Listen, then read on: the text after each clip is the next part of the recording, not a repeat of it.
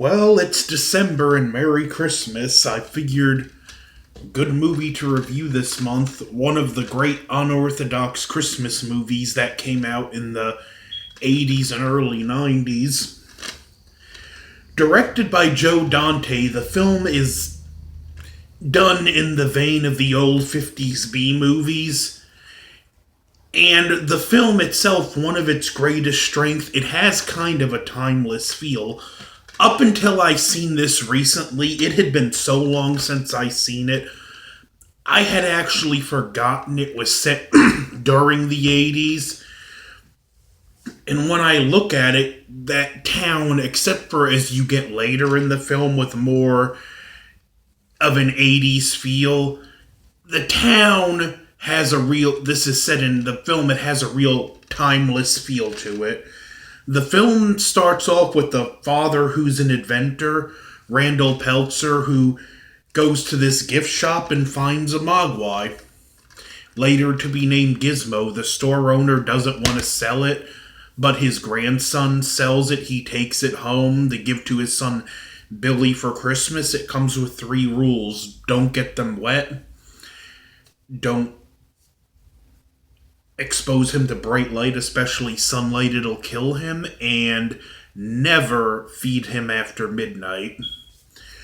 Well, it's not long before the don't get him wet rule is accidentally broken when Corey Feldman's character accidentally spills water on Gizmo and other Mogwais pop out of him, only these don't have the same friendly, inquisitive nature. They're meaner, a little more vindictive, and things escalate from there. Great film off the bat, but I do want to say it does feel like it drags in some places, and at 106 minutes, this film I think would have played a lot better if they trimmed it to an even 90 minutes before credits. But that's just me. And the dad, he's this inventor and none of his inventions work. It's a running joke through the film. One that actually, I think, missed a good payoff but plays on a little too long for its own good. But this is still a great 80s film with a lot of heart to it. There's even some nice scenes where Billy's dog is clearly jealous of Gizmo, and we have a mean lady in the neighborhood who hates Billy's dog, just hates people in general. Billy works at a bank. His love interest, Kate, works there too, and who also works as a bartender for extra money. In the beginning, he almost gets fired because to hide his dog from this lady, he brings him to work. Well, she makes trouble for him at the job and the dog jumps out after her, and he almost gets fired. It's later that night when he gets home and gets given Gizmo. Now, after Gizmo accidentally gets wet, the Mogwais mess with the clock so they can get fed after midnight and turn into the Gremlins. And we get a great... This is where the fun really begins. It begins at 2 places. One at the veterinarian's office, the school science teacher where they took one of the Mogwais and it accidentally gets food. And at the Peltzer house where the mom really takes charge as these gremlins are attacking her and she takes a few out herself.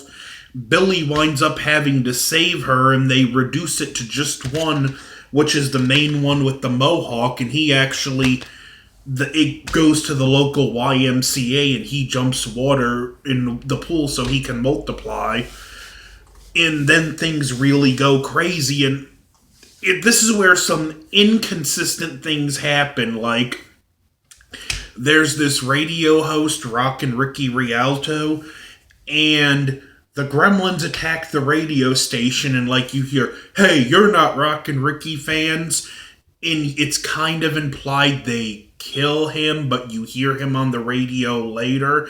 Same thing with Dick Miller's character.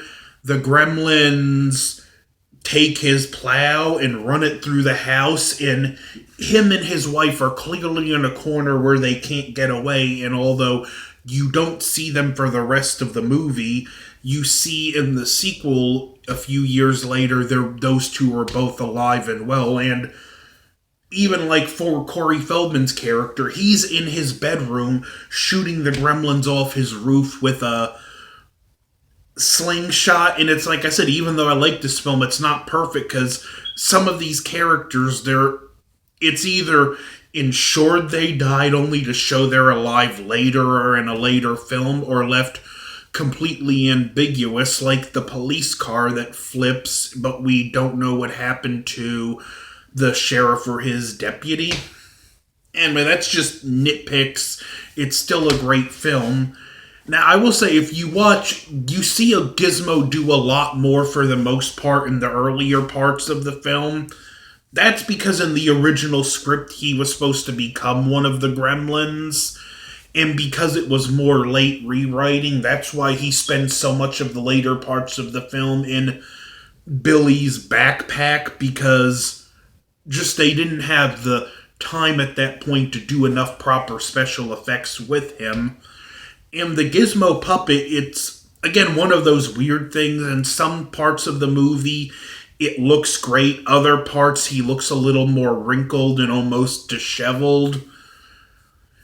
But he's still a great, memorable character who was voiced by Howie Mandel. Now, another weird thing with this film, and I know it sounds like I'm bringing a lot of negatives. I'm not that negative on that film, but we get a scene earlier in the film where his love interest, Kate, talks about, "I don't celebrate Christmas."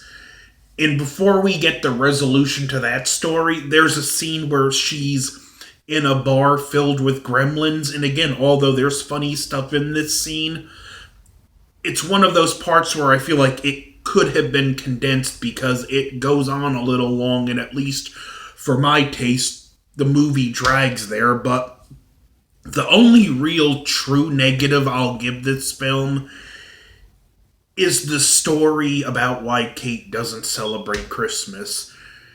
Her father didn't come home on Christmas Eve, not Christmas Day. They called the cops, looked for him, couldn't find nothing.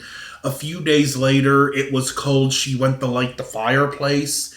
And, well, her father, dressed as Santa, and went to go down the chimney, got stuck and froze to death. And it's just this awkwardly handled, even acted. It's a very clunky scene, and it doesn't fit with the overall feel of the movie. I mean, it could have...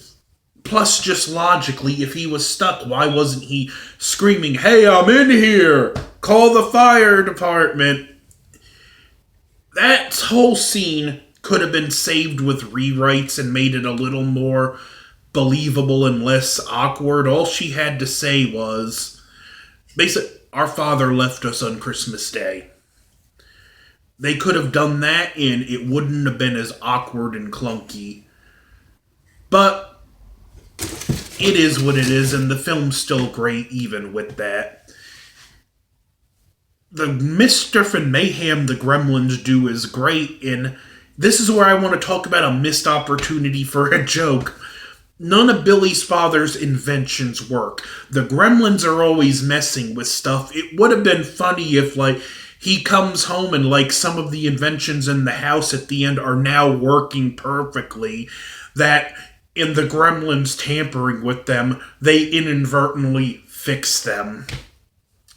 That's a great missed opportunity for a legitimately funny joke, and what I feel like would have been a proper payoff to the ongoing joke about his inventions not working. We get a great finale. At first, they trap most of the Gremlins are in a movie theater. They blow it up, and we get a great cat and mouse scene with Billy hunting Spike and Gizmo ultimately helping. Spike finds not Spike, Mohawk. He finds a fountain and sticks his finger in it, but Gizmo grabs something and opens the shutters to expose him to the sunlight. At the end, the Chinese shop owner takes Gizmo back, And it ends with a nice bookend where it begins with the narration from the dad, ends with the narration from the dad.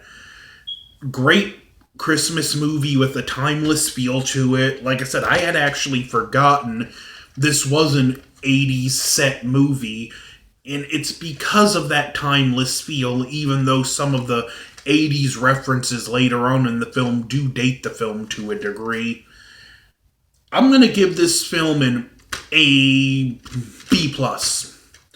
Gremlins is a must see, especially during the Christmas season, and Merry Christmas. Over. Don't forget to like, share, comment, and subscribe. Over and out.